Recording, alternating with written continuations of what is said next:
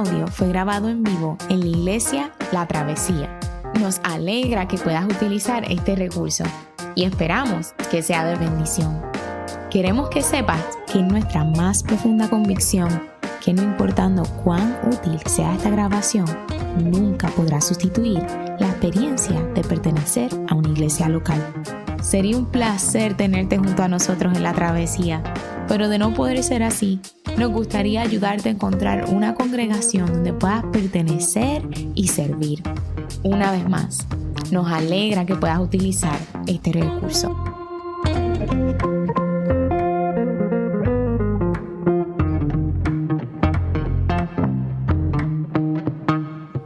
Muy buenos días. Les invito a ponerse de pie para la lectura de la palabra de Dios. El pasaje de esta mañana se encuentra en la primera carta de Pablo a Timoteo, capítulo 1, versículos 12 al 17. Así dice la palabra del Señor. Doy gracias al que me fortalece, Cristo Jesús, nuestro Señor, pues me consideró digno de confianza al ponerme a su servicio. Anteriormente yo era un blasfemo, un perseguidor y un insolente, pero Dios tuvo la misericordia de mí, porque yo era un incrédulo y actuaba con ignorancia. Pero la gracia de nuestro Señor se derramó sobre mí con abundancia, junto con la fe y el amor que hay en Cristo Jesús. Este mensaje es digno de crédito y merece ser aceptado por todos, que Cristo Jesús vino al mundo a salvar a los pecadores, de los cuales yo soy el primero. Pero precisamente por eso Dios fue misericordioso conmigo, a fin de que en mí, el peor de los pecadores, pudiera Cristo Jesús mostrar su infinita bondad. Así llegó a servir de ejemplo para los que, creyendo en Él, recibirán la vida eterna. Por tanto, al Rey eterno, inmortal, invisible, al único Dios, sea honor y gloria por los siglos de los siglos. Amén. Esta es la palabra del Señor.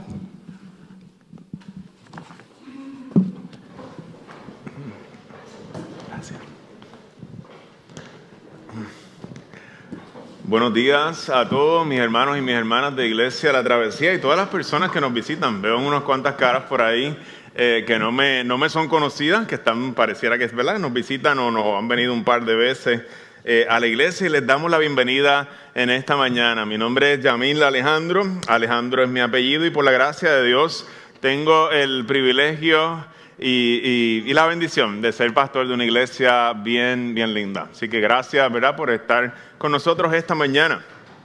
Hoy comenzamos una nueva serie de sermones. La nueva serie de sermones se llama Orgánico y comienza hoy porque estamos comenzando una nueva etapa como iglesia.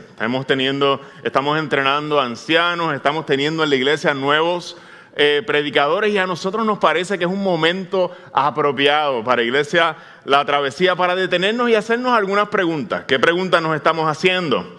¿De qué se trata ser iglesia? ¿De qué se trata esto que venimos haciendo por los últimos 10 años aquí en San Juan? ¿Cuál es la misión de la iglesia del Señor? ¿Cómo funciona la iglesia? ¿Cómo se organiza? ¿Cuáles son las funciones de los líderes de la iglesia y cuáles son también sus cualificaciones? Todas estas son preguntas que nosotros nos vamos a estar haciendo. No tenemos respuesta, aunque sí ya conocemos algunas de estas. De alguna forma vamos a entrar en unos textos que nos van a ayudar a mirar todas estas cosas. Durante las próximas 8 semanas, todas estas preguntas se van a ir de alguna forma considerando en esta nueva serie de sermones orgánicos, un estudio a través de las epístolas pastorales. Las epístolas pastorales, para aquellas personas que no conocen el término, son 3 cartas que escribe el apóstol Pablo. Este hombre que antes se llamaba Saulo, del quien hablamos con los niños, una vez se convierte, él escribe cartas a iglesias y escribe cartas también a pastores. Y nosotros vamos a estar considerando las cartas que escribe a 2 de sus pastores jóvenes. Él es el mentor de un hombre llamado Tito, un pastor, y también de otro pastor llamado Timoteo. Y a diferencia de otras cartas, estas cartas van dirigidas a estos pastores para enseñarles cómo cuidar de la iglesia. También van dirigidas de forma indirecta a la iglesia a través de lo que estos pastores van a estar leyendo a la iglesia. Y nuestro objetivo en esta serie es descubrir a través de estas cartas cuál es el corazón de Dios para la iglesia.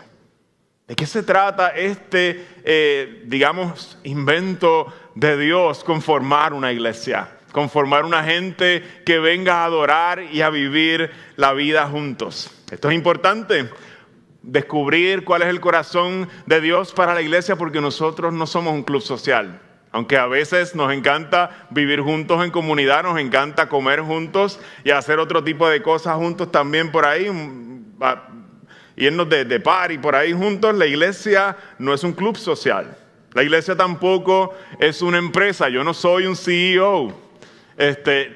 Tenemos que entender cómo funciona y cuál es el corazón de Dios para la iglesia. La iglesia tampoco es un equipo de maquinaria el cual ajustamos aquí y allá y sigue funcionando. Tampoco es un servicio de adoración semanal.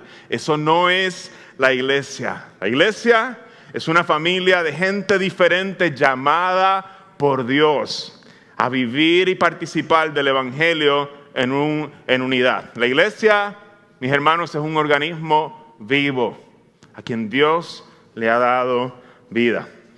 Y en el pasaje de hoy, el apóstol Pablo nos va a recordar cómo el mensaje del evangelio va a ser central para cómo nosotros entendemos la vida de la iglesia. El primer sermón es el evangelio puro, porque el evangelio es central para la vida de la iglesia. Y me encanta cuando Pablo hace estas cosas y de momento les dice en sus cartas: paren un momentito, paren un momento, y yo quiero que esto quede bien claro. Y miren el lenguaje que utiliza Pablo cuando va a hacer una expresión bien significativa. Él le dice: párate un momentito, este mensaje, esto es digno de ser aceptado por todos ustedes. Es como decir, deténganse y escuchen que Cristo Jesús vino al mundo a salvar a los pecadores, de los cuales yo soy el primero. Él dice: si hay algo que tú te vas a llevar de toda esta carta, Timoteo, si hay algo que tú tienes que entender de toda esta porción de lo que te estoy escribiendo, es esto, Timoteo. Como pastor, tú tienes que entender que Cristo, su misión es venir al mundo a salvar a los pecadores. Y aquí está el primero. Tu mentor, tu pastor, es el primero, le dice Pablo a Timoteo. ¿Qué quiere decir Pablo con esto? Esta es una expresión que Pablo hace. Este mensaje es digno de ser de crédito y de ser aceptado por todos. Lo hace varias veces en esta carta y vamos a desempacar las distintas veces que lo hace. ¿De qué se trata todo esto para Pablo? ¿Acaso Pablo nos está dando la conclusión de un análisis estadístico que él vino haciendo por mucho tiempo, preguntándole a la gente: oye, tú pecas? Oye, tú, cuéntame tus pecados, a ver si los tuyos son peores que los míos. Y fue haciendo un sondeo por ahí, preguntándole los pecados a la gente para entonces él llegar a la conclusión de que él es el peor de los pecadores. ¿Acaso está hablándonos de esa forma Pablo? Y entonces llega a la conclusión de que nadie está más chavado que él. Claramente, la expresión que está frente a nosotros no es una expresión de carácter objetiva. Cuando Pablo nos dice que él es el primero de los pecadores, no está dándonos información científica ni estadística. Pablo nos está compartiendo cuál es el efecto que ha tenido conocer a Cristo en su vida y cómo conocer a Cristo ha cambiado la manera en que él se veía o se ve a sí mismo. Antes era un gran maestro de la ley, ahora dice: yo soy el peor de los pecadores. No hay nadie que sea peor que yo. Yo no he conocido a nadie peor que yo. Ahora su identidad es diferente a la que tenía antes. Antes obedecía todas las reglas y se miraba a sí mismo como superior a los demás y perseguía a todos aquellos que no estaban de acuerdo con él. Ahora se ve como alguien diferente y te dice: si hay algo bueno en mí es porque Dios es bueno y ha tenido misericordia de mí. Este es el pastor del primer siglo. El evangelio ha cambiado de manera radical, la manera en que él se entiende a sí mismo, y esto va a ser fundamental para nosotros entendernos como iglesia, la travesía 2000 años después. Cómo nos vemos a nosotros mismos. Esto es lo primero que queremos descubrir en el primer sermón de esta nueva serie de sermones. El efecto del Evangelio en Pablo es que ahora se entiende a sí mismo de forma diferente, y no solamente eso, sino que esto provoca que viva de una forma diferente. Ya Pablo no opera desde sus fortalezas, ahora Pablo opera desde su debilidad. Y esto es un mensaje crucial para nosotros como creyentes. Cristo Jesús vino al mundo a salvar a los pecadores, de los cuales yo soy el primero. El mensaje del Evangelio va a ser central para la vida de la iglesia. Nos va a cambiar la forma en que nos vemos a nosotros mismos y va a cambiar también la manera en que vemos a los demás. Es bien difícil predicar a Cristo desde mi debilidad. Ustedes han escuchado mucha gente hablando de Cristo y regañando todo el tiempo como gente que son un ejemplo moral para los demás. Y es bien difícil predicar a Cristo desde nuestra debilidad. Es difícil verme a mí mismo como una persona débil. Es difícil ser honesto y reconocerles cuáles son mis debilidades frente a los demás. No me gusta, y es difícil admitir, y no por el cliché, sino admitirlo y realmente entender que yo estoy roto. Es bien difícil, y eso es exactamente lo que Pablo entiende. Porque yo quiero que la gente me vea a mí como un gran líder, como alguien impresionante, alguien que tiene las respuestas profundas de la vida, y que digan, esa es la iglesia de Yamil. Por favor, jamás hagan eso. Jamás se refieren a la iglesia de la Travesía como la iglesia de Yamil. Para mí sería una gran vergüenza que esta iglesia llegue a hacer algo así. Que la gente diga, esa es la iglesia que pastorea tal pastor. Esta es iglesia la Travesía, que pertenece al Señor Jesús, con o sin Yamil, con o sin quien esté al frente. Es difícil para un padre admitir que no sabe relacionarse con sus hijos. Y es difícil ponerle palabras a todo eso. Es difícil admitir para un padre que está roto, que tiene coraje y que regaña demasiado fuerte a sus hijos. Es difícil admitir que no soy tan buen esposo como la gente piensa que soy. Es difícil admitirle a alguien que mi matrimonio no está bien. Es difícil pedir ayuda cuando no estoy bien. Es difícil vivir desde mi debilidad, porque muchas veces me da vergüenza y tengo miedo a ser descubierto, y es exactamente lo que Dios quiere y nos está invitando a hacer, a vivir sabiendo que Cristo Jesús vino al mundo a salvar a los pecadores, y yo soy el primero que necesita esa ayuda. Eso es lo que nos invita el Evangelio. Ese es el corazón del Evangelio para la iglesia. Y la Travesía necesita ser una gente que no opera desde su fortaleza y sus grandes talentos. Qué bueno que están ahí. Pero operamos desde nuestra debilidad. Y ahí descubrimos el amor del Señor y su gracia. En el mensaje, hermanos, de la Travesía, el mensaje del Evangelio va a ser central para la vida de la iglesia. Va a ser central abrazar la debilidad que Dios me muestre en mí, para que yo entonces pueda experimentar la gloria del Evangelio. Somos ruinas gloriosas.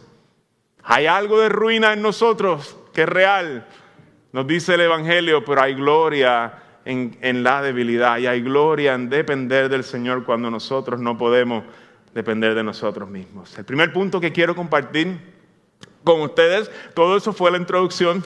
El primer punto que quiero compartir con ustedes, no se asusten, yo creo que voy a terminar a tiempo, está en los versos 12 al 14, un retrato de gracia. ¿A qué me refiero con esto?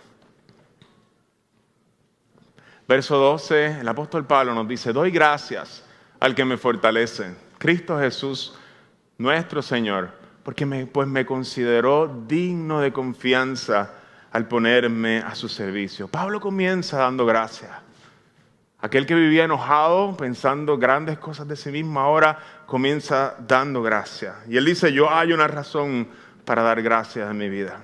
Y es que Cristo Jesús me ha hallado digno de confianza y me ha puesto a su servicio y me ha dado el título o el rol de apóstol de la iglesia. Yo, que era el que perseguía a los cristianos, recibí ese llamado de su parte. Y cuando nosotros seguimos leyendo, vamos entendiendo mejor de dónde nace su agradecimiento. Pablo continúa hablándonos de su resumen, de su currículum vitae, y nos dice, anteriormente, este era yo, Timoteo, escúchalo bien, un blasfemo, yo era un perseguidor y yo era un insolente o una persona violenta que maltrata. Pero Dios tuvo misericordia de mí porque yo era un incrédulo y actuaba en ignorancia. Para Pablo es imprescindible desnudar su alma y ser conocido. Dejarle saber al pastor Timoteo, la iglesia necesita saber quién es este apóstol. La iglesia necesita saber quién yo era. Y esto han pasado muchos años desde que estas cosas pasaron, desde que él hacía estas cosas, pero todavía hay un peso en su alma, porque él sabe lo que hizo y él sabe de dónde fue rescatado. Ya la culpa no lo consume ni la condenación, pero él conoce de dónde Dios lo sacó y él sabe que de ahí fluye la fuerza para vivir de una manera diferente. Y le dice a Timoteo, tú me conociste cuando yo era cristiano, tú me conociste, pero yo necesito que tú sepas estas cosas. Yo necesito que tú sepas quién soy yo si Cristo no está obrando en mí. Yo necesito que tú sepas lo que Jesús ha hecho conmigo, porque de aquí no ha brotado esto que tú ves. Esto proviene de una obra sobrenatural de Dios, porque de aquí brota otra cosa. Tú me conoces después de ser cristiano, pero hay un lado oscuro en mi historia, Timoteo, que todos deben conocer. Y te lo escribo en el primer capítulo, porque esto es lo primero que te quiero decir. Hay algo que pesa en el alma de Pablo. Él estuvo ahí cuando apedreaban a Esteban, el primer mártir, Hechos capítulo 7.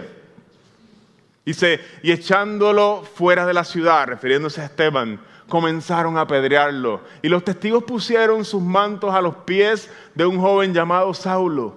Y mientras lo apedreaban, Esteban invocaba al Señor y decía, Señor Jesús, recibe mi espíritu. Pablo escuchó esas voces. Pablo escuchó la voz de la multitud, pero también Pablo escuchó a este hombre, una voz que jamás podría olvidar. Él era el que estaba allí aguantando los mantos para que la gente pudiera tirar con mayor puntería.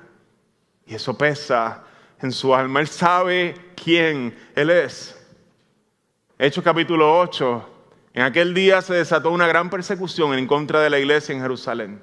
Y todos fueron esparcidos por las regiones de Judea y Samaria, excepto los apóstoles. Y algunos hombres piadosos sepultaron a Esteban y lloraron a gran voz por él.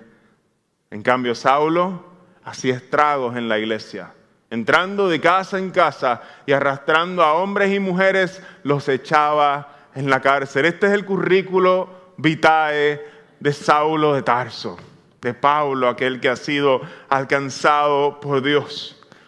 Timoteo, yo me convertí en un perseguidor. Ese era yo, eso es lo que brotaba de mí. Yo fui un blasfemo.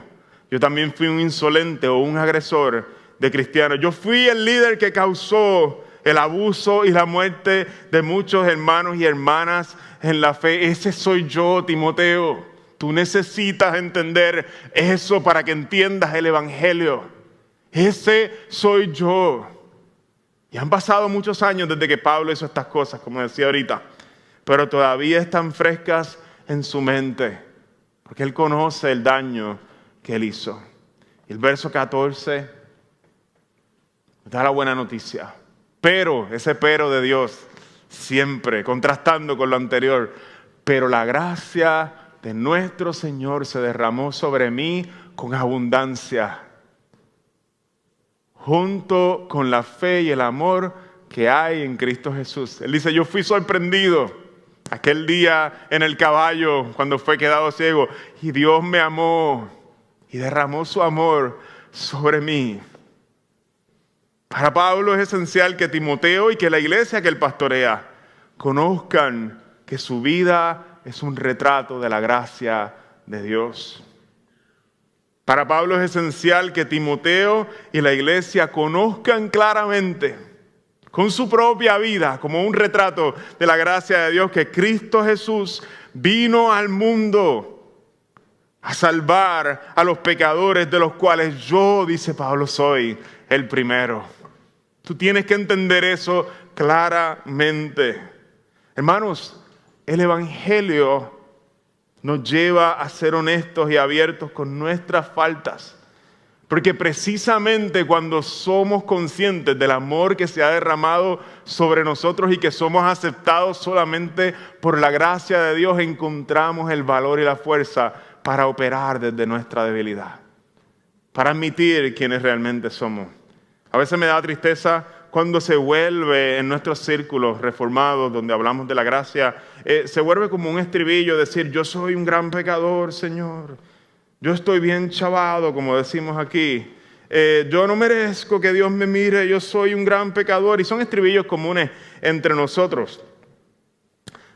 Pero a veces parecieran contradecirse cuando alguien nos viene a corregir algo y nosotros ni para frente ni para atrás, ahí te quedas. Ay, pero tú no estabas bien chavado. Tú no eras este gran pecador.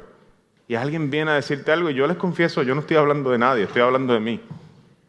So, no quiero que nadie se identifique con lo que estoy diciendo.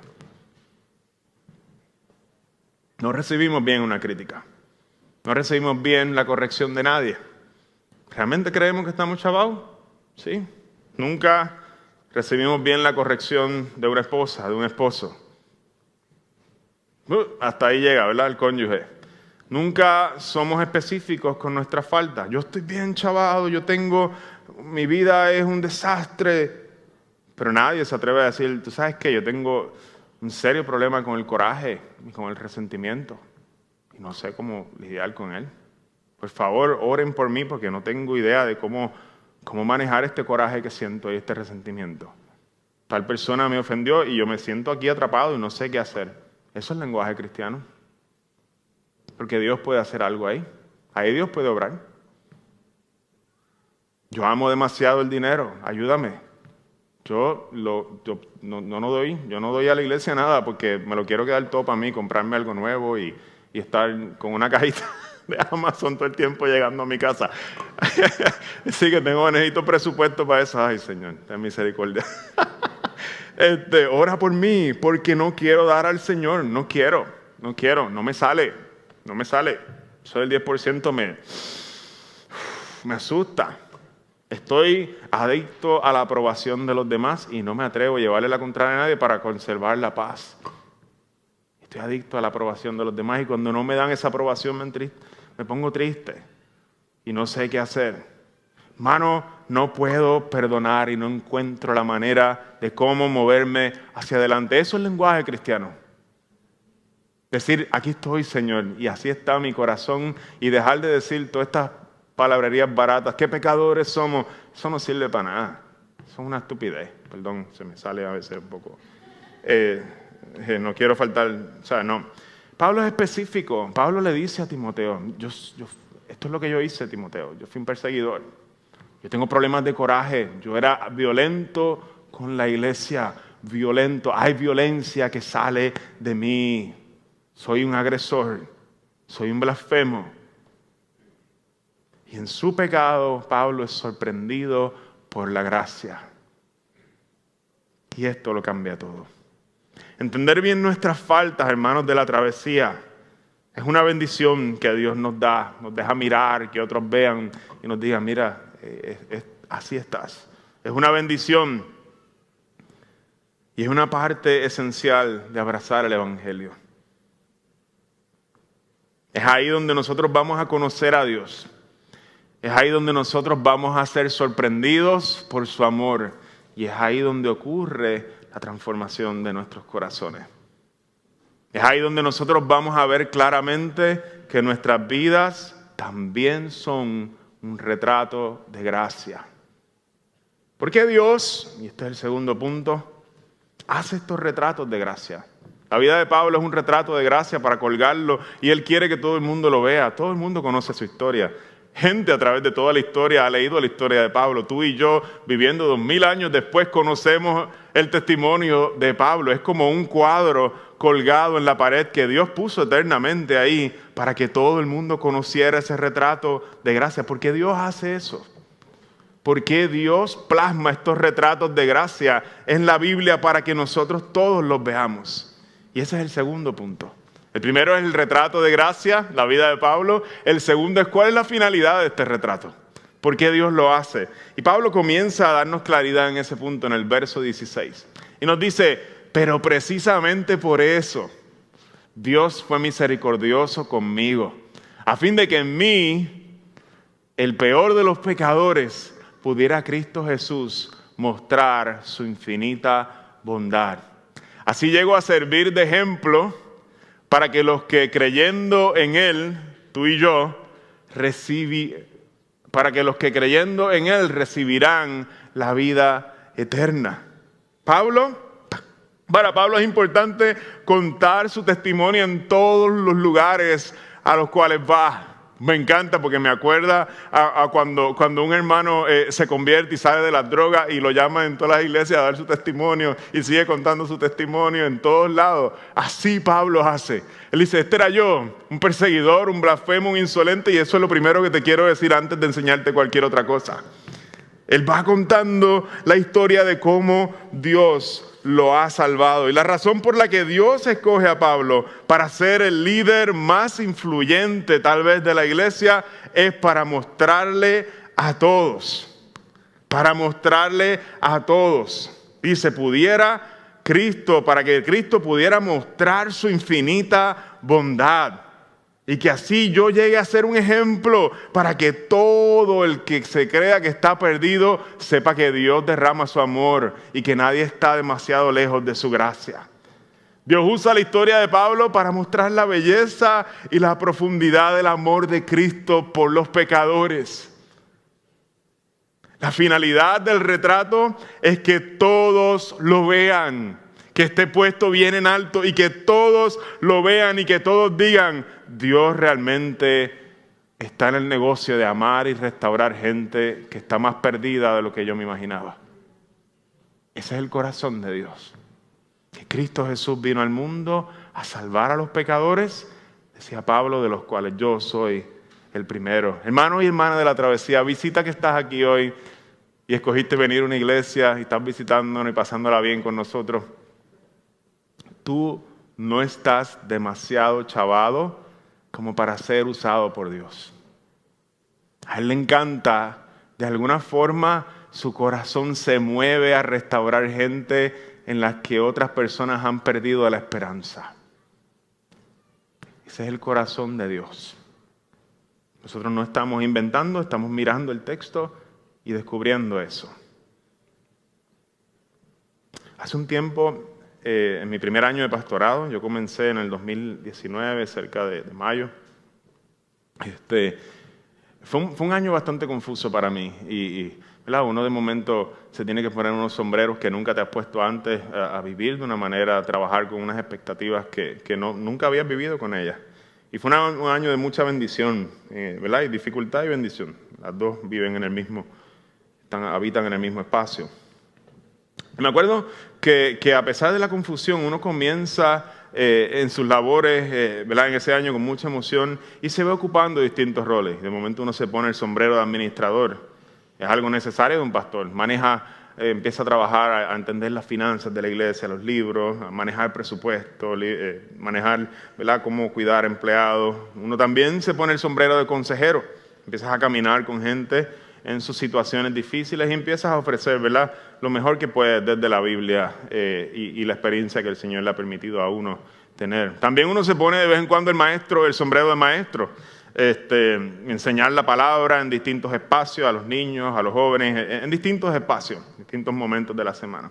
Y todos estos son sombreros que son importantes, son roles, son actividades que tienen que hacerse, o tareas que tienen que hacerse, y todos tienen mucha importancia, pero lo complejo radica en que uno comienza a veces a ser definido por esos sombreros.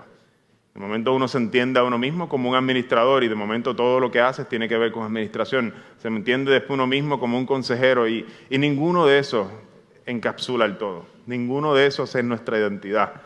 Y para mí esa fue una de las cosas complejas cuando comencé a ser pastor. ¿Cómo descubrir qué significa ser un pastor de la iglesia?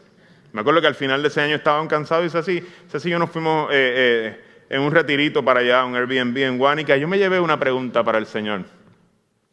Mi pregunta que me llevé, yo le dije, Señor, yo quiero saber de qué se trata ser un pastor. Yo estoy empezando y me siento confundido. No sé si me toca ser más administrador, si me toca ser más consejero, como que uno se encuentra en ese, ¿verdad?, un poco desorientado, buscando esa dirección. Y el pasaje que el Señor utilizó para hablar a mi corazón es este exactamente que estamos considerando hoy en el texto del sermón.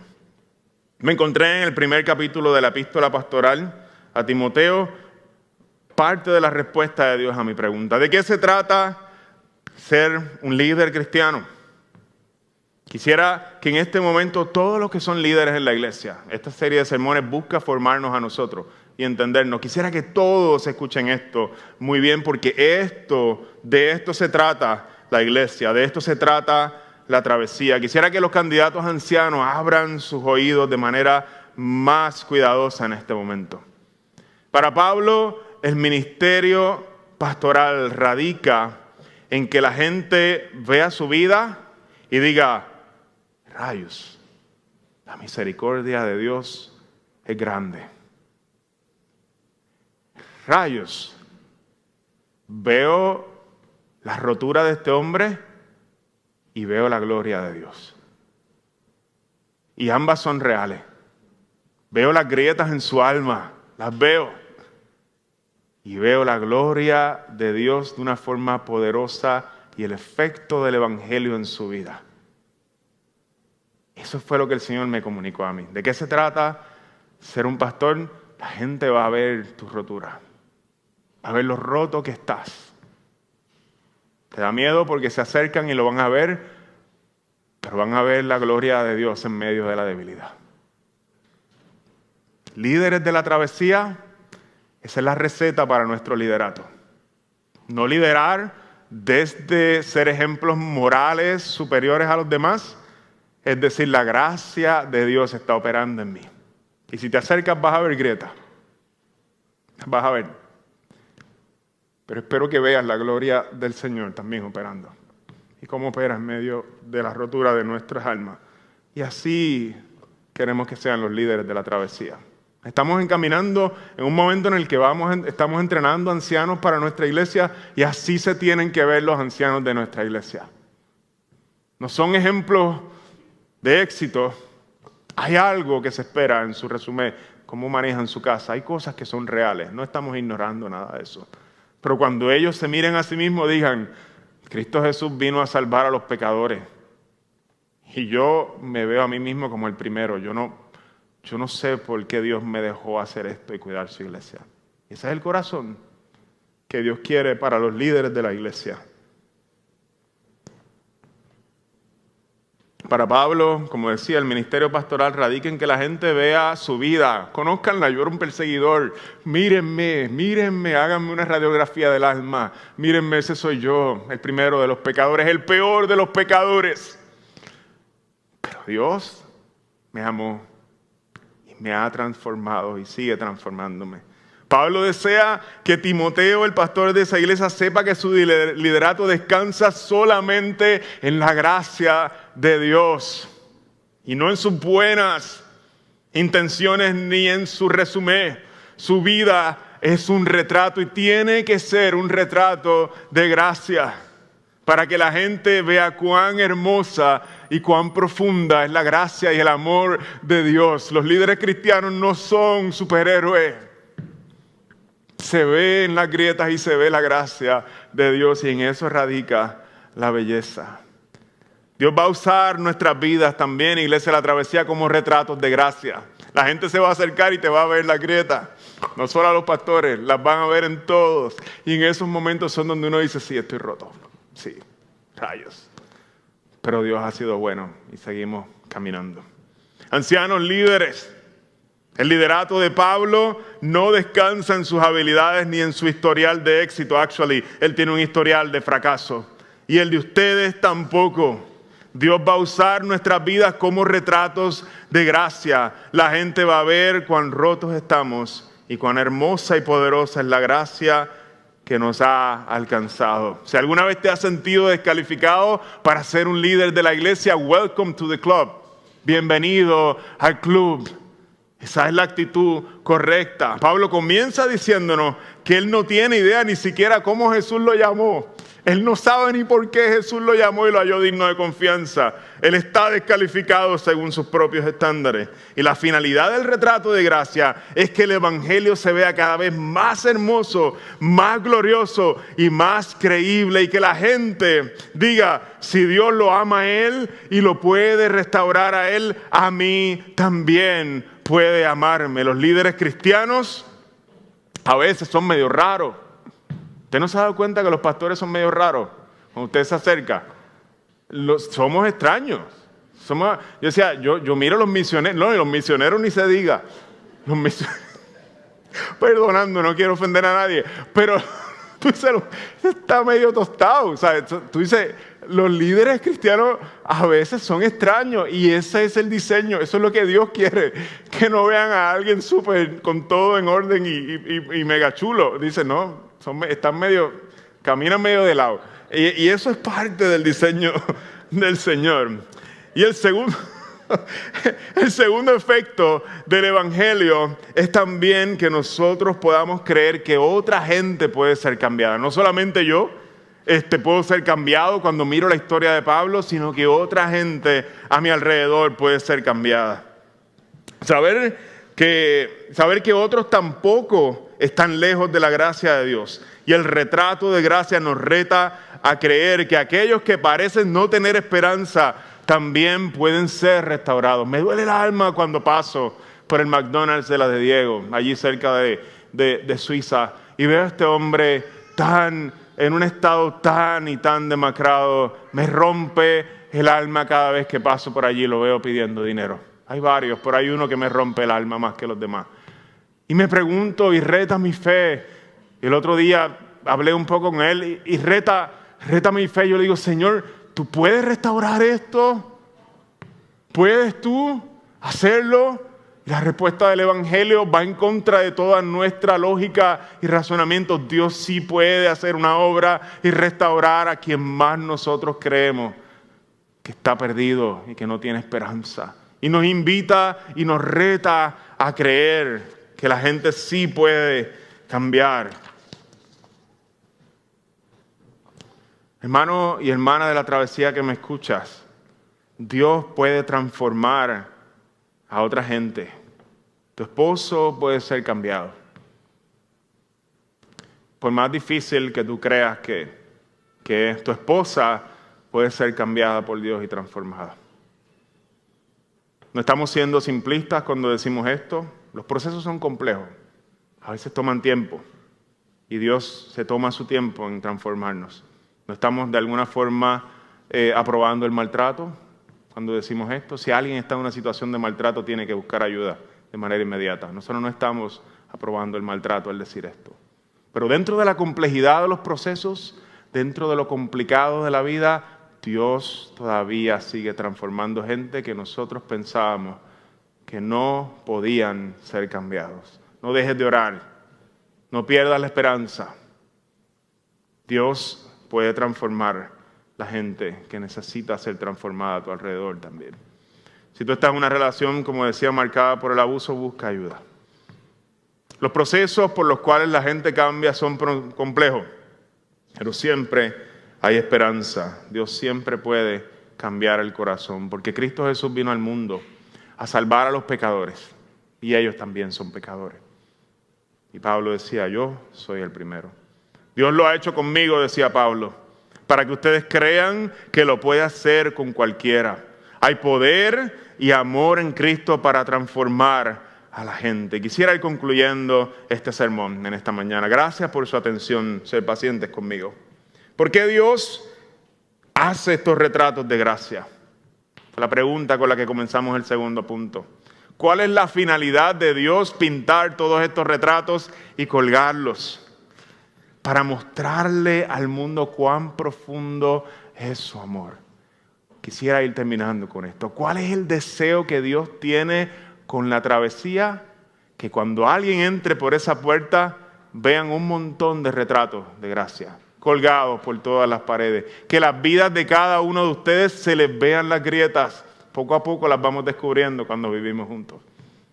Pero que se vea la obra del Espíritu Santo y el arrepentimiento que nos da el Señor, se vea una comunidad que no se entiende, pero busca permanecer unida, que se vea gente perdonándose unos a otros, aun cuando es difícil y los procesos son complejos, que se perdonen y se busquen unos a otros. Eso es lo que el Señor desea en nuestra comunidad. Muchos retratitos de gracia, muchos. Para que la gente vea el inmenso amor de Cristo en tu vida y en mi vida. Así termina el sermón, pero se me quedó el último verso y te lo voy a leer, porque es la expresión de Pablo cuando considera todas estas cosas. Verso 17, Pablo termina con una expresión de gloria. Él decía, por tanto, al Rey eterno, inmortal, invisible, al único Dios, sea honor y gloria por los siglos de los siglos. Amén. Y esa es la expresión de un corazón que ha sido perdonado.